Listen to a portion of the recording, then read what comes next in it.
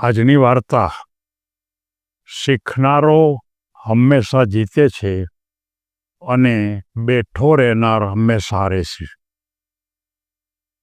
મિત્રો, આપણને ખબર છે કે જે સતત શીખતો રહે છે એ ક્યારેય મુશ્કેલીમાં મુકાતો નથી. પણ જે એમ માને છે કે મને બધું આવડે છે, મારે શીખવાની જરૂરિયાત નથી, એની હંમેશા હાર થાય છે. એક કોઈ ટ્રેનિંગ સેન્ટરની અંદર આયર્ન અને દેવ બે મિત્રો દાખલ થાય છે. એક જ ગામના હતા અને એ જે ટ્રેનિંગ સેન્ટર હતું એ ટ્રેનિંગ સેન્ટર એક બહુ મોટા લેવલ ઉપર ઊંચી પરીક્ષા આપવા માટેની ભૂમિકામાં તાલીમ આપવા માટેનું સેન્ટર હતું. એટલે કે બંનેને બહુ ઊંચી પરીક્ષા આપવી હતી. કદાચ એવું પણ બને કે આઈએએસ કે આઈપીએસ કે એવા પ્રકારની પરીક્ષા આપવાની હશે. અને એ બંને એ કોલેજની અંદર દાખલ થાય છે. બંનેના સ્વભાવમાં બહુ મોટો ફેર. આયર્ન હંમેશા એક જ વાત કરે કે મારે રોજ નવું નવું શીખવા માટેનો કોઈ ને કોઈ વસ્તુ ગોતવી છે અને એનો ઉત્સાહ પણ રહે. એ રોજ રાતે વિચાર કરે કે મેં આજે આખા દિવસમાં શું શીખો. અને દેવ એનો સ્વભાવ એવો હતો કે એ એમ જ માને કે મારે એવા નાની નાની બાબતો શીખવાની કોઈ જરૂર નથી. નાની નાની બાબતો તો મને આવડે જ, અને એ શીખવું શું કામ, આવા પ્રકારનો અભિમાની હતો. આયર્ન સૌથી પહેલાં જ્યારે ગામડામાં હતો ત્યારથી એ નાના નાના કોર્સ પણ કરતો. વર્કશોપમાં પણ કોક વાર જાય, કોઈ એન્જિનિયરિંગ કોઈ ફેક્ટરીમાં પણ જાય, કોઈ સમારંભ હોય, કોઈ પણ માનો કે સેમિનાર હોય તો એમાં પણ જાય. જ્યારે દેવ છે ને એ માત્ર ને માત્ર મજા કરે. એ એમ માનતો હતો જ્યારે પહેલાં શરૂઆતમાં હતો ત્યારે કે મનોરંજન કરો, મજા કરો, આ દુનિયામાં આવ્યા છીએ તો મજા કરવા માટે આવ્યા છે. અને આ બે વચ્ચેની વિચારધારા જુદી હોવા છતાં બંને એક જ કોલેજમાં ઊંચી પરીક્ષાની ભૂમિકા ઉપર કેમ નીકળવું એમાં દાખલ થાય છે.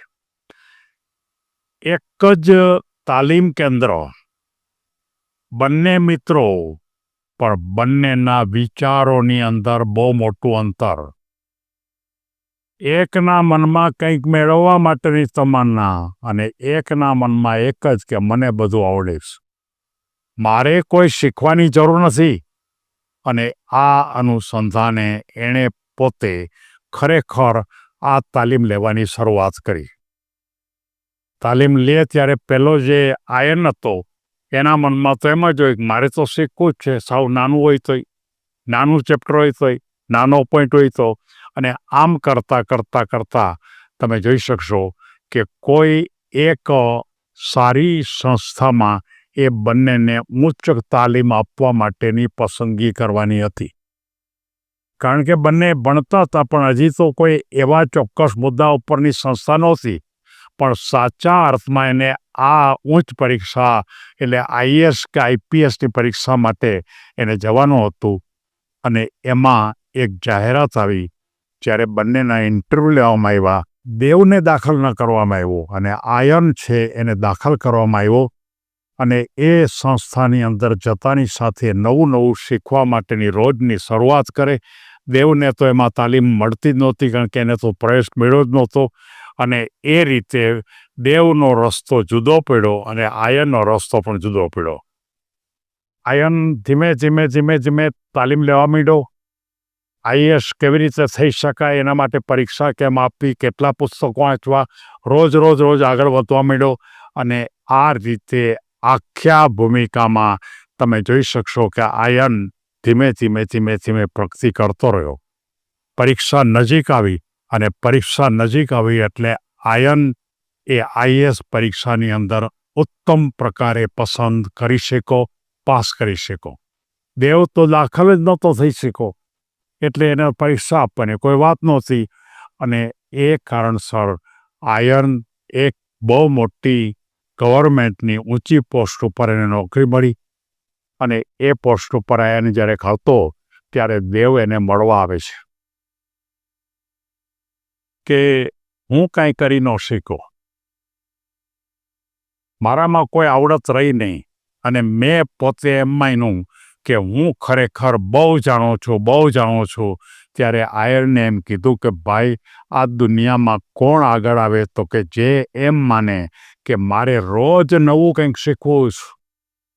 આજે જે મારે શીખવું, આવતીકાલે વળી એના કરતાં નવું. દુનિયા રોજ બદલાય છે અને એ અનુસંધાને જો શીખવાની પ્રક્રિયા જો ચાલુ રાખે તો કોઈ પણ માણસ, હું આઈએએસ બની શકો, પણ હું કોઈ પણ ક્ષેત્રમાં ગયો હોત તો પણ હું એક ક્ષેત્રની અંદર સફળતા પ્રાપ્ત કરત, એમાં કોઈ વાંધો જ નથી.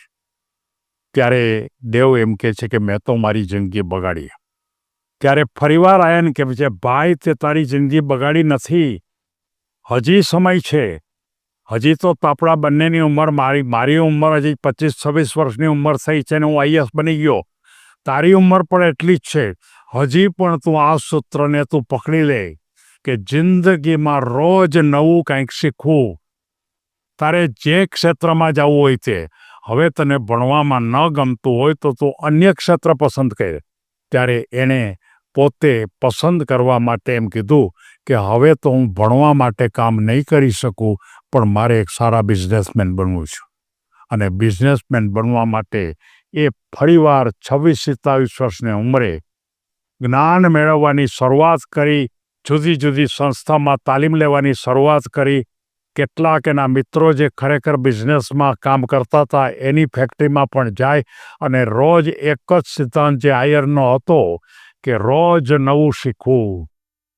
એણે પોતે આગળ જવા માટેની ભૂમિકામાં આયરને ખરેખર આઈએએસ થવા માટેનું શીખતો અને આણે ઉદ્યોગ થવા માટેની શરૂઆત કરી અને એણે 4-5-6 વર્ષ સુધી એક ધારા પ્રયત્ન, રોજ નવું શીખવું, નવું શીખતા જઈએ અને નવા આપણે ઉત્સાહ વધતો જાય અને આ રીતે આગળ વધ્યો અને આખરે છેલ્લે એ દેવ પણ મોટો બિઝનેસમેન બની ગયો. એકવાર નિષ્ફળ ગયેલો દેવ ફરી એકવાર સફળ થઈ ગયો, માત્ર ને માત્ર આયનની સલાહથી. જો આયન જે સ્વભાવ હતો કે મારે રોજ નવું શીખવું, એ જ સિદ્ધાંત એને સ્વીકારી લીધો. જે એનું અભિમાન હતું કે મને બધું જ આવડે છે, મારા જેવું કોઈ નહીં, હું કરું છું એવું કોઈ કરી જ ન શકે, આવી વ્યક્તિઓને ખાસ માર્ગદર્શન આપવા માટે મેં આ વાર્તા પસંદ કરી છે. તમે ગમે તેટલું જાણતા હો તો આ દુનિયામાં હજી વધારે જ્ઞાન છે. તમારું ગમે તેટલું વિદ્વતા હોય પણ હજી આ દુનિયામાં કેટલું જાણવાનું ઘણું છે. અને તમે કોઈ પણ લેવલ ઉપર પહોંચ્યા હો તો એના કરતાં પણ એક ઊંચું લેવલનું સ્થાન છે. એટલે કે સિદ્ધાંત આયરનો રાખો. જો દેવના સિદ્ધાંત શરૂઆતમાં હતી એ રીતે તમે જો રાખશો તો જીવનમાં નિષ્ફળ જશો. પણ કેટલાક જે લોકો નિષ્ફળ ગયા છે એવા લોકોને પણ મારે ખાસ કહેવું છે કે હજી પણ મોડું નથી થયું. દેવની જેમ ફરીવાર 3-4 વર્ષ સુધી નવું શીખતા રહો. કોઈ પણ ક્ષેત્રનું. તમારે જો કલાકાર બનવું હોય તો એ શીખો. તમારે જો ખરેખર સારા ઉત્તમ પ્રકારના સ્પોર્ટ્સમેન બનવું હોય તો એ પ્રકારની શરૂઆત કરો. તમારે પોતાને ખૂબ સારા ઉત્તમ પ્રકારના સમાજસેવક બનવું હોય તો એ પ્રકારનું શીખવાની શરૂઆત કરો. માત્ર ને માત્ર સમયગાળો બહુ ઓછો છે. 2-3 વર્ષમાં અત્યારે તો ટેકનોલોજી એટલી બધી આગળ વધી છે કે 2 કે 3 વર્ષમાં તો તમે ટોપ ઉપર પહોંચી જાઓ. તમે કદાચ 35 વર્ષની ઉંમરે હો, તમે કદાચ 40 વર્ષની ઉંમરે હો, કદાચ તમે 45 વર્ષની ઉંમરે હો, તો પણ શરૂ કરો. તમે કોઈમાં નિષ્ફળ ગયા હોય તો પણ ફરીવાર કોઈ ક્ષેત્ર પસંદ કરો અને જીવનના ક્ષેત્રમાં તમે ટોચ ઉપર પહોંચી જશો. એની ખાતરી હું તમને આપું છું. આયરને તો આપી જ છે, પણ હું તમને આપું છું કારણ કે મેં આવા અનેક વિદ્યાર્થીઓ, અનેક યુવાનોને પોતાના જુદા જુદા ક્ષેત્રમાં ટોચ ઉપર પહોંચાડવા માટેના પ્રયત્નો કર્યા છે અને આજે પણ એ લોકો ઊંચા સ્થાન ઉપર છે. આપણે હજી મોડું થયું નથી. એક જ વાત યાદ રાખો, અને હવે પછી આવતીકાલથી રોજ હું નવું શીખીશ. બસ આટલો સિદ્ધાંત તમારા જીવનને ઊંચાઈ ઉપર લઈ જશે. સૌને ધન્યવાદ.